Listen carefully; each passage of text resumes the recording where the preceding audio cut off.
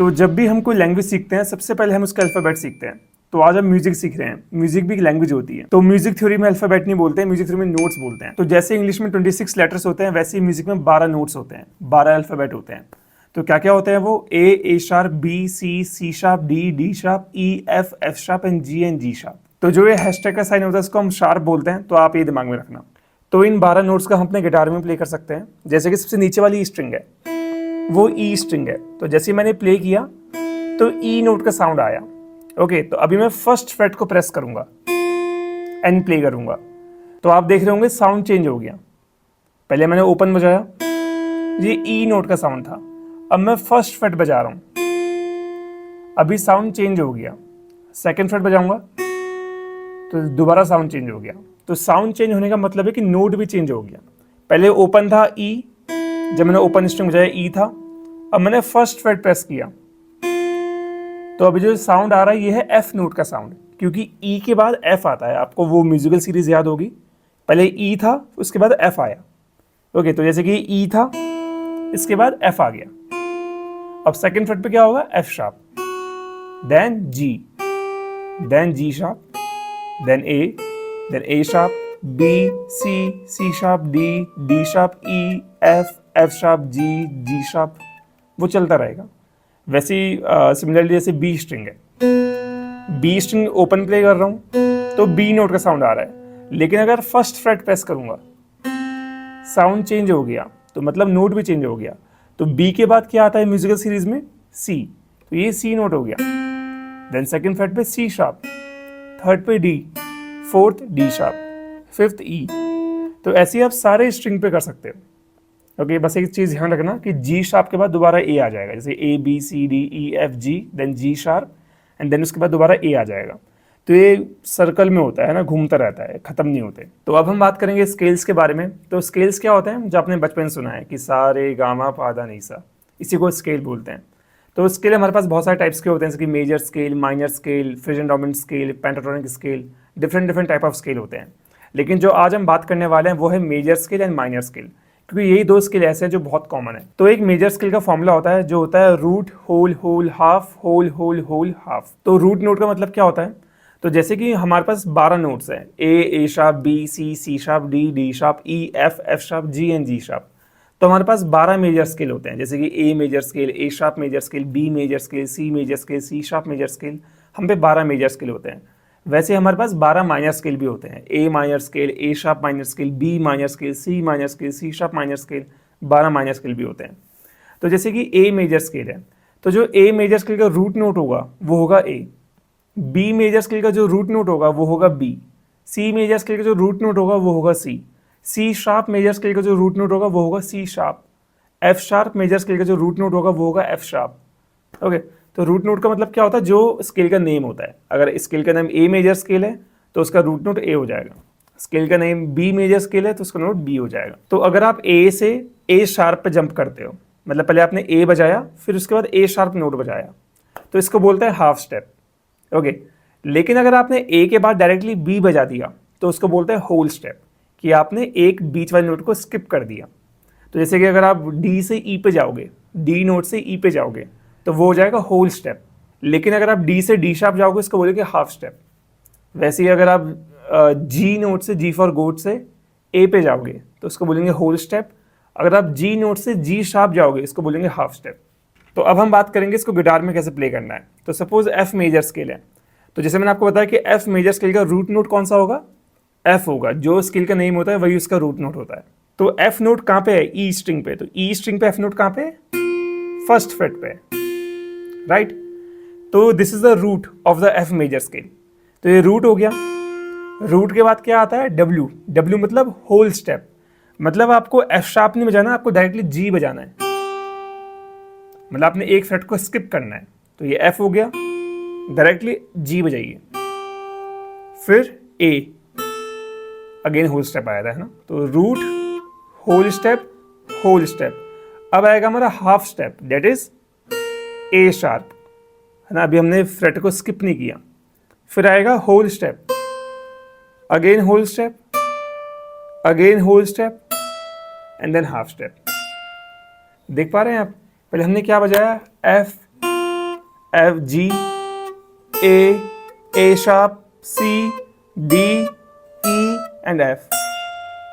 तो this is F major scale. तो similarly you can play any major scale, बस आपको उसका रूट नोट चेंज करना है। तो सपोज मुझे C मेजर स्केल बजाना है, तो C नोट कहाँ पे है, तो पहले मैं C नोट ढूंढूंगा। तो C नोट कहाँ पे, ये B स्ट्रिंग है हमारी, B फॉर बॉय, इसके फर्स्ट फ्रेट पे C नोट है, तो ये हो गया C नोट। अब यहीं से मैं फॉर्मूले को अप्लाई करूंगा, जैसे कि root whole whole half whole whole whole and half, ये हो गया हमारा C मेजर स्केल। ओके, तो ऐसे ही आप 12 के 12 मेजर स्केल प्ले कर सकते हो, बस आपको रूट नोट चेंज करना है, स्टार्टिंग पॉइंट को चेंज करते रहना है। जैसे कि मुझे G मेजर स्केल बजाना है, तो G नोट कहाँ पे है, यहाँ पे E स्ट्रिंग के थर्ड फ्रेट पे G नोट है, ये E स्ट्रिंग है, F शार्प G, तो यहाँ से मैं G मेजर स्केल स्टार्ट कर दूंगा। मैं चाहूँ तो यहाँ से भी स्टार्ट कर सकता हूँ, नीचे वाली E स्ट्रिंग से, तो कहीं से भी आप G मेजर स्केल स्टार्ट कर सकते हो, जहाँ पे आपको G नोट दिख गया वहाँ से स्टार्ट कर सकते हो। So this is all about major scale. तो आप घर में से ट्राई कर सकते हो, बस आपको ध्यान रखना है कि आपको बस रूट नोट को चेंज करते रहना है। तो अभी हमने बात करी मेजर स्केल्स के बारे में। तो जैसे मैंने आपको बताया कि हमारे पास म्यूजिक में 12 मेजर स्केल होते हैं, तो वैसे ही म्यूजिक में 12 मेजर कॉर्ड्स भी होती हैं, जैसे कि A major chord, A sharp major chord, B major chord, C major chord, C sharp major chord, D major chord, E major chord, F major chord and so on. तो हमारे पास music में 12 major chords होती हैं, 12 major scale होते हैं, 12 minor scale भी होते हैं, 12 माइनर कॉर्ड्स भी होती हैं। तो हर चीज़ म्यूजिक में 12-12 होती हैं। तो जैसे हमारे पास मेजर स्केल का एक फॉर्मूला था, root whole whole half whole whole whole half, वैसे ही एक मेजर कॉर्ड का फॉर्मूला भी होता है, जो होता है 1 3 एंड 5। 1 3 5 का मतलब क्या होता है, सपोज अभी हमें एफ मेजर कॉर्ड बनानी है, तो उसका फॉर्मूला कैसे बनेगा, तो पहले हम एफ मेजर स्केल को डिराइव करेंगे। तो मेजर स्केल का फॉर्मूला क्या होता है, root whole whole half whole whole whole half. तो अगर हम एफ मेजर स्केल को प्ले करेंगे, क्या क्या नोट्स आएंगे, F G A sharp C D E and F. तो हमारे पास ये 7 नोट्स आएंगे एफ मेजर स्केल में। तो अभी हम देखेंगे इसमें first note, third note and fifth note कौन सा है। सो फर्स्ट नोट हमारा हो गया एफ, थर्ड नोट हमारा हो गया ए एंड फिफ्थ नोट हमारा हो गया सी। तो एफ ए एंड सी, तो अगर हम इन 3 नोट्स को एक साथ प्ले करेंगे तो हमारी एफ मेजर कॉर्ड बन जाएगी। सो जैसे कि अभी मुझे एफ ए एंड सी को ढूंढना है पूरे फ्रेट बोर्ड में, तो एफ नोट कहाँ पे होगा, तो एफ नोट मैं यहाँ पे प्रेस कर रहा हूँ डी स्ट्रिंग के थर्ड फ्रेट पे, दिस इज एफ नोट। अभी ढूंढना मुझे ए नोट, ए नोट कहाँ पे है, जी स्ट्रिंग के थर्ड स्ट्रिंग के सेकंड फ्रेट पे, ये ए हो गया। अब मुझे ढूंढना है सी नोट, सी नोट कहाँ पे होगा, बी स्ट्रिंग के फर्स्ट फ्रेट पे, तो ये हो गई हमारी F major chord, F A and C. तो अगर मैं इन 3 नोट्स को एक साथ प्रेस करके बजाऊंगा तो अब मेरी एफ मेजर कॉर्ड बन जाएगी। तो ऐसे ही आप कोई सी भी कॉर्ड बना सकते हो। जैसे कि अगर मुझे ए मेजर कॉर्ड बनानी है, पहले मैं ए मेजर स्केल को डिराइव करूंगा, फिर मैं उसमें से 1 3 एंड 5 निकालूंगा। तो सपोज मुझे ए मेजर कॉर्ड में मिल गया ए सी शार्प एंड ई, ये 3 नोट्स मुझे मिल गए। तो अब मैं इन 3 नोट्स को ऑल अक्रॉस द फ्रेटबोर्ड ढूंढूंगा और मैं ए मेजर कॉर्ड प्ले कर लूंगा। तो सपोज मैंने ए नोट ढूंढ लिया डी स्ट्रिंग 7th फ्रेट पे, ए नोट हो गया। अब मैं सी शार्प नोट ढूंढूंगा जी स्ट्रिंग 6th फ्रेट पे, ये सी शार्प हो गया। और अब मैं बी स्ट्रिंग 5th फ्रेट पे ई नोट पकड़ूंगा, this is A major cord.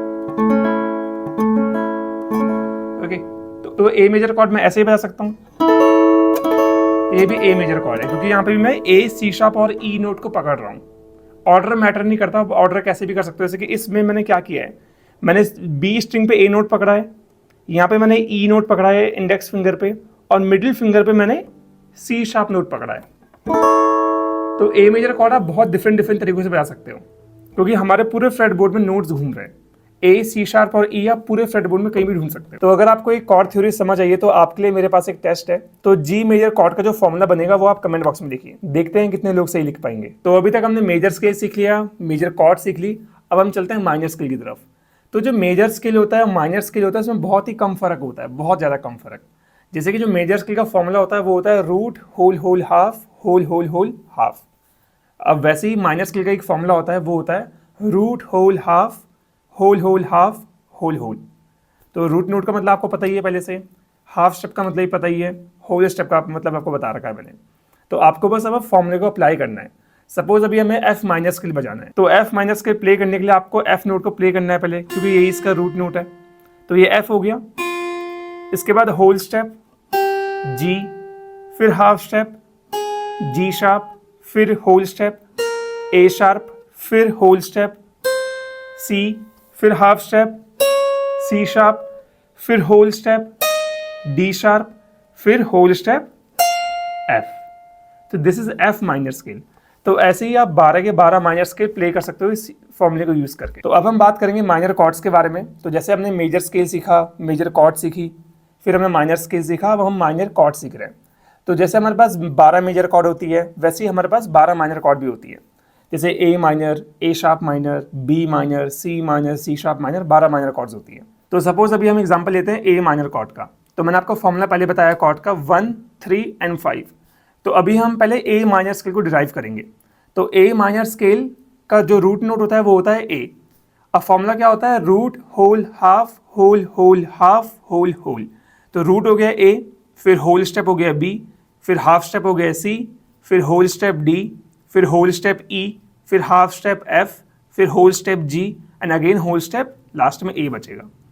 तो ये हो गया हमारा ए माइनर स्केल। तो अभी ए माइनर स्केल में first note, third note and fifth note को निकालिए बाहर। तो क्या क्या बचेगा? ए, सी एंड ई। तो ए, सी और ई को अगर आप साथ में प्रेस करोगे तो वो बन जाएगी हमारी ए माइनर कॉर्ड। तो जैसे अभी मैं ए नोट को यहाँ पे प्रेस करूंगा डी स्ट्रिंग 7th फ्रेट पे, इसके बाद अब मैं सी नोट को पकड़ूंगा जो होगा जी स्ट्रिंग 5th फ्रेट पे।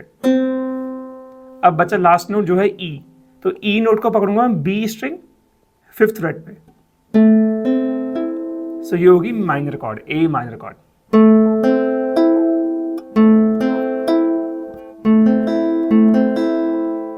तो मेजर कॉर्ड हो या माइनर कॉर्ड हो, आपको जो प्रोसेस है वो सेम ही यूज करना है। पहले आपको स्केल को डिराइव करना है, उसके बाद 1, 3, 5 निकालना है और कॉर्ड बन जाएगी आपकी। तो अगर आपको मेजर कॉर्ड बनानी है तो मेजर स्केल को डिराइव करना है। तो अगर आपको माइनर कॉर्ड बनानी है तो आपको माइनर स्केल को डिराइव करना होगा। तो इसी के साथ हमारी बेसिक म्यूजिक थ्योरी खत्म होती है। तो अगर आपको ये चीजें अच्छे से समझनी है तो आपको एक कॉपी में जरूर लिखना पड़ेगा। जैसे कि आपने 12 के 12 मेजर स्केल डिराइव किए, 12 के 12 माइनर स्केल डिराइव किए, 12 की 12 मेजर कॉर्ड एक तरफ लिखी, फिर 12 के 12 माइनर कॉर्ड एक तरफ लिखी। तो अगर आप एक बार लिख दोगे इन सब चीजों को तो आपको काफी अच्छे से समझ आ जाएगा। सो आई होप कि आपको वीडियो पसंद आई होगी। मिलते हैं दूसरी वीडियो में। Take care.